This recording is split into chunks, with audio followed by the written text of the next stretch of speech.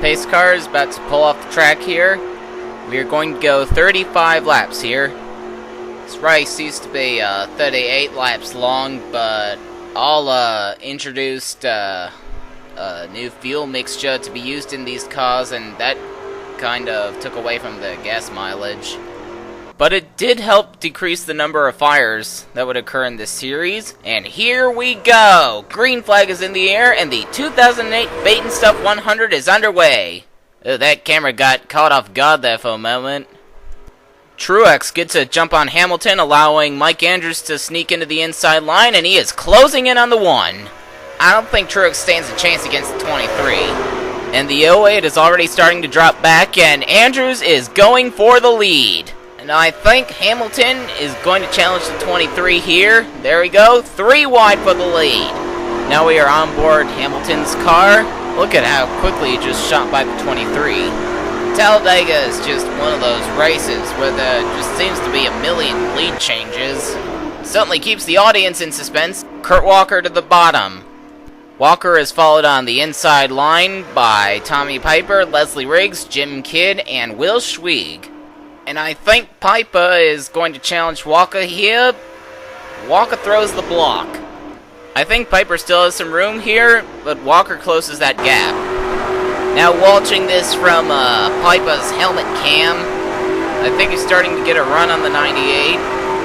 Now, I think it's too small to make much. Oh, there he goes. Where in the world did he get that speed from? 50's not going with him. That's going to allow the 18 to get by and take the 3rd spot.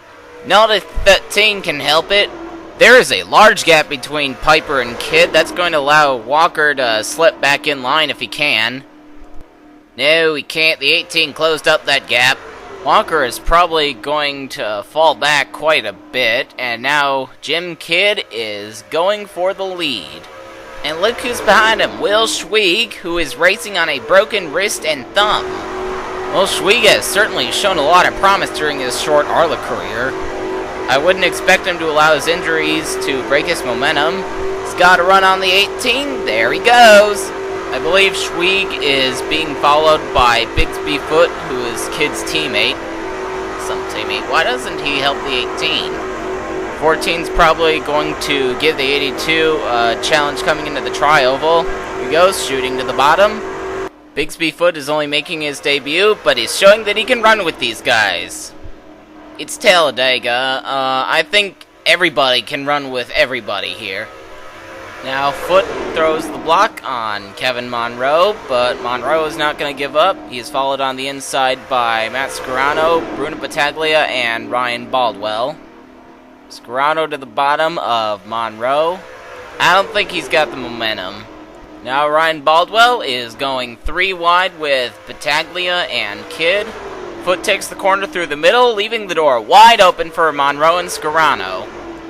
Monroe is currently tied with Anthony Griffith for the points lead. All he's got to do is stay ahead of Griffith for the entire race. Griffith is pretty far back right now, maybe 25th, 30th. It's really hard to tell from where we are, and everybody is changing positions so quickly. And look who's coming into the picture, Ryan Saloon in the number 12 Colonel Brothers Popcorn, Leonard Q9. You know, I want to talk about this 12 for a second. In recent weeks, he's been the only PSN Motorsports driver qualifying for these races. You know, back in my day, those guys were always on top of the game, and they were winning all the races. What happened to them? You know, I have no idea myself. After Rockingham, Matt Pearson started missing races.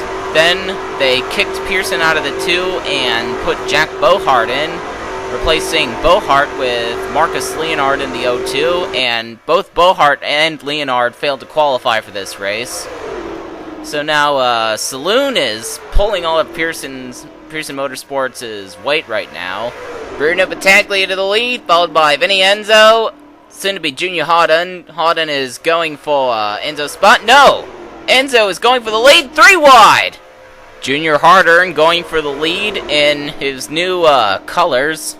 Right after the Lowe's race, flat carbonated drinks came on board the number 18, so now Hardin is running a black car instead of the red number 8 we're used to seeing. 4 wide behind him. 45, 51, 22, and 26 were caught up in a nice battle there. And I think Porter is going to challenge Harden for the lead, followed by Greg Stanton, Ricky Navarro, and I believe that's Bob Steffens. I think Stanton's getting a run on the 45. There goes the 34 to the bottom, but the 52 is too much momentum for him. Stanton to the lead, 3 wide behind Navarro and Harden. That 9 car is looking fast. Jared Anderson's probably going to have something for Navarro and Stanton within this next lap. Navarro and Stanton side by side for the lead. Anderson is going 3 wide. Anderson is getting quite a bit of support from, I think, Justin Palka, Elizabeth Cargill-Smith, Chris Johans, and Manuel Ortiz, who started in the last row. And here comes Allie Riggs into the picture, followed by Roger Trelosky, I believe Dale Underwood, and Charlie Waters. Not anymore. I think I just saw Charlie Waters slip up into the middle line. And now we're on board the 60 of Elizabeth Cargill-Smith. As you can see from here, Parker has nothing on Anderson so far. So far, Cargill-Smith has the fastest car. I think she's being challenged for the 3rd spot by Chris Johans. Johans has not won an all race since Laguna Seca in 2006. I think he's itching to get a victory here. Well, it's a little early for that. We still have more than 20 laps to go. Try telling that to everybody. They're all just dicing for position. Johans going for 2nd. Johans finished 6th in the TM Master Cup race at New York last night. He's looking to capitalize on that finish. Here comes Allie Riggs, just itching to get by the 64. Johans is going for the lead. Riggs is a fairly aggressive driver. I wouldn't put it past her to make it a 3-wide battle. There she goes. Jib Kling in the 6 is coming back. He's just outside the top 10 right now. Allie Riggs leads that lap. Now on board the 19. See how she's holding the bottom line through turns 1 and 2. There's no way she's just gonna let anybody by. Roger Trelosky in the 20 is right behind her, but he is currently being challenged for 2nd by Dale Underwood and Kakashi Hatake. I think Riggs might become the first driver to lead 2 consecutive laps today. Yes, that's quite a feat at this type of racetrack. Right now, the only single file racing is coming from Riggs and Trelosky. Jeb Kling sneaks up into the top 5. I think Junior Harden just had some contact with the wall. You know, that safer barrier just seems to jut right out at you in the tri-oval. Allie Riggs leads the lap. She's got about a 2-car length gap on Roger Trelosky. Here comes Hatake. Oh, Franchetti blows an engine! Mario Franchetti has blown an engine. Oh, there's a crash in front of him! Saloon is around. He collects Kurt Walker, possibly Tommy Piper. Oh, Scott Hamilton gets a piece of that. Oh, man. That took out a few good cars. There's Kurt Walker's 98 slowly limping away. Michael White got a piece of that. Leaders have just taken the yellow flag. Allie Riggs still leads the way. I believe Hatake has taken 2nd from Trelosky. Klinger runs 4th. I'm surprised at this guy. It's proof that he can still run with them.